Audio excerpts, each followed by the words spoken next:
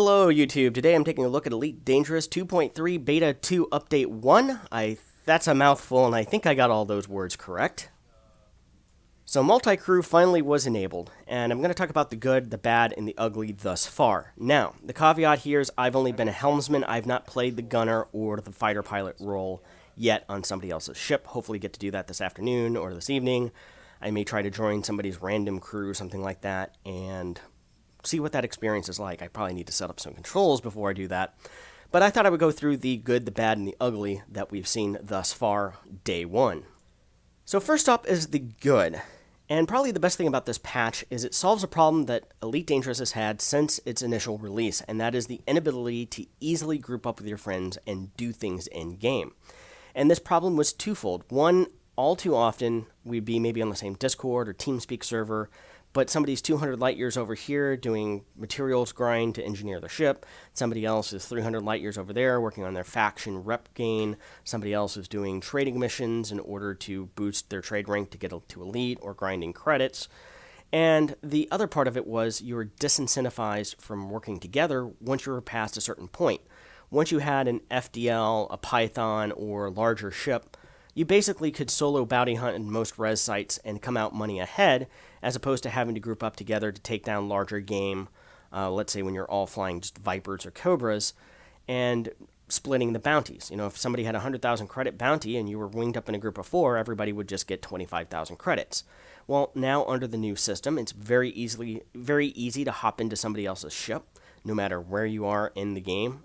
Distance-wise from each other. I know there are some people out there who don't like that for immersion reasons, but I think from a gameplay perspective, that drop-in, drop-out co-op mechanic is a feature that's been lacking, and now it makes it easy. And removing that disincentive by if a target has a 100,000 credit bounty on its head, everybody gets 100,000 credits, it removes that disincentive from working together as a group or team.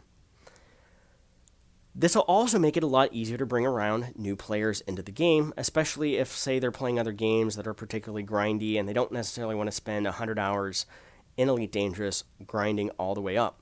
One thing is they can fly one of your fighters if you're in a larger ship and learn the mechanics of flying in a relatively safe environment in which probably, even if they crash a few of your ships, the rebuy cost of those when you dock somewhere else isn't going to be that very much, and then they can learn some of the ins and outs of piloting with very little risk to them and earn a pretty good cash slush fund along the way. Or let's say you have somebody whose HOTAS is broken or they haven't got in HOTAS yet in order to play the game. They can jump on with a keyboard and mouse and very easily become a gunner very effectively with keyboard and mouse or gamepad. Thus far, I haven't sat in the gunner seat yet. I haven't done the fighter thing yet.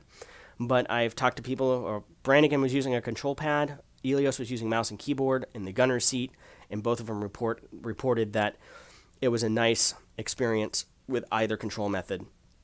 I guess I need to try HOTAS in the gunner seat. Probably not ideal, but once again, it seems like Frontier has done a pretty good job of balancing controller inputs for various roles. Hats off to their device programming team. They've done a phenomenal job this far. So those are a couple of very good things about this patch. Another good thing is now with the turreted weapons being able to be controlled by a gunner, it kind of makes turrets a more viable option. Prior to this, beam weapons, chaff could confuse turrets, and they still do.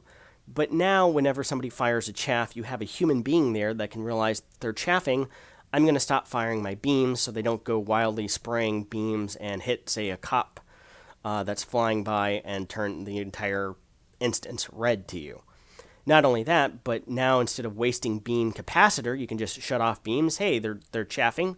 I need to go to missiles or just wait until the chaff ends and then start shooting them again.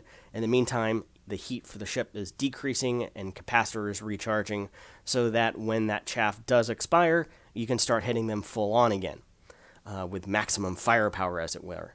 It also makes weapons that have a fixed amount of ammo, things like turreted frag cannons, multi-cannons, etc., a little bit more useful in terms of, again, they're not firing wildly and running out of ammunition. You can be a little bit more judicious with a player there.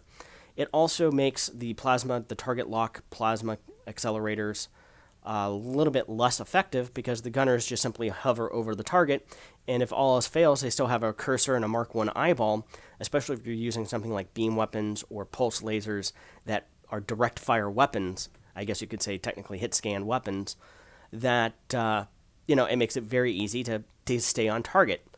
And no longer is it going to be very easy for somebody to ride your ass necessarily and then sit there and not take any damage with a gunner in place. So it makes those turreted weapons a lot more useful on the larger ships. And of course, they also provide an extra power pip per player, which, now you can run 4 pips in shields, 4 pips in weapons, if you're particularly energy capped or energy build, or maybe 4 in shields, 3 in weapons, and 1 in engine, so that you can maintain boosts when you need to in order to keep your gunners on target. So it's one of those things that I think that it's very well done in terms of overall execution. Controller input methods are mostly balanced from what I've heard. Again, I haven't flown in the gunner seat yet. I will try it with a gamepad. I will try it with keyboard and mouse. But Brannigan was using a gamepad and a 360 controller. Elios was using mouse and keyboard when he was in the gunners, and both of them reported that the experience with both of those inputs were overall quite well done. So hats off to the controller input device programming team at Frontier. Once again, they've excelled at making things reasonably balanced between just about any type of controller that you can plug into a PC. The bad remains network architecture. The peer-to-peer networking has been the Achilles heel of this project since its inception. I understand the reasons behind it. Now, 2.3 does apparently feature a relatively reworked back-end network stack to support IPv6, amongst other things. So maybe some of the problems we were suffering was due to back-end transactional server problems because we're on the beta, which is probably not as robust as the live system. The other thing is, Elios got disconnected several times in session changes. Basically, anytime we jumped into supercruise or out of supercruise or hyperspace to another system, there would be a delay in reconnecting to Hollow Me and to crew member stations. And Brannigan also would have delays and things like that.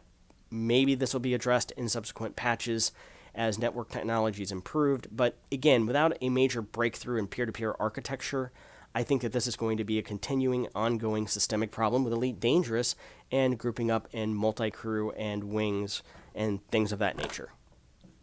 So now the ugly. There are a number of bugs, of course. It is beta. This is to be expected. Anytime anybody tried to launch in a Taipan fighter, they would crash to desktop. Something else was the lack of finite control that I saw over what weapons that turret gunners and systems that they got access to. Because maybe I don't want my gunners to have access to shield cell banks and heat sinks. Because not using those in appropriate situations could end up screwing you pretty badly in the middle of a combat situation. Maybe, as Brannigan was saying, he thought that I would do better with missiles under my control rather than his control. But there didn't seem to be a way to remove those options from him, at least that I saw thus far. Another problem is a multi-crew session of 3, a wing group of 4. It seems like to me that it would be much better off if we could have a party system that was a little bit more flexible, of say 4 people. Now, I understand that they don't want to nest, where people would have a wing of 4 with 3 people on each ship, and have a total of 12 people. That would be a little bit overpowered and very hard to balance against. I understand that, but I think that you should be able to have a party of 4 in either, say, a wing of, say, 2 cutters with each a pilot and a gunner, or a cutter with 3 people on board, and then the 4th person flying a Viper or Cobra or some other ship, an FDL, whatever, one of their ships. Bringing another cutter that's operated solo. Or again, 2 cutters with 2 crew each. I think there should be a little bit more flexibility given in there.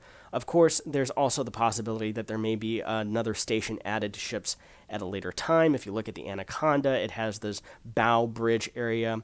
There's this little hump on the cutter that looks like it's a observation lounge on top. So maybe someday we'll see a 4th role added to these ships, maybe engineering someday with being able to get up and walk around. So if you start taking module damage, somebody can go repair it. Maybe that's coming in the next season. Who knows? But those are some things that we kind of found that kind of questionable decisions about. The other big thing that's still ugly is the fact we can't share missions. Okay, grouping up for bounty hunting is fine, but it would be nice to be able to help people out if you got an assassination mission, whether those rewards would be split or replicated. I don't care either way. But that would be a nice to have as well, or at least raids or instances or things to do together as a group. And lastly, kind of the ugly is the lack of the ability to do ground missions together. Everybody have an SRV. You know, there are four SRV bays that have 4 rovers available. You know, that would be nice to see as well in the future release. Well, I'll probably be doing some more videos here in the future about gunning and FighterCon. Until then, be sure to like and subscribe. I will see you next time.